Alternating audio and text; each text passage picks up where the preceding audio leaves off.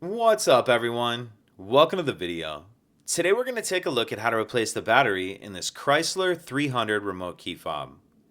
This Chrysler 300 key fob is going to use replacement battery CR2032, and I'll put a link in the description box of this video to where you can find these replacement batteries if you're in need.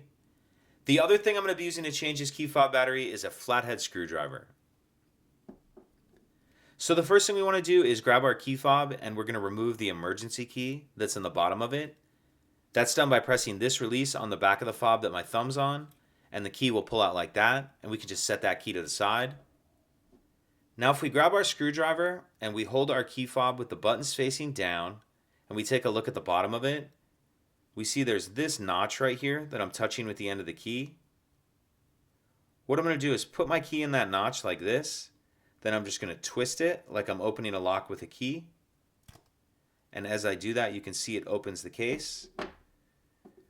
Go ahead and pull the case the rest of the way apart. Oh, this one needs to be open just a little bit more. So I'll just come in here like this and continue to kind of open it. Once you get it far enough apart, go ahead and pull it the rest of the way apart with your hands like that. And in the back half of the case, we see our battery right here. And there's a little bit of a cutout in this battery holder that will allow you to get your screwdriver under the edge of the battery and pop it out. Then we'll grab our new battery, and you want to make sure that you're installing your new battery with the plus side down, positive side down. And I'm going to tuck this edge in first that's by this metal clip. So tuck that edge in first like that, and then snap it down into place. Then we can snap the two halves back together, slide the emergency key back in, and that's it.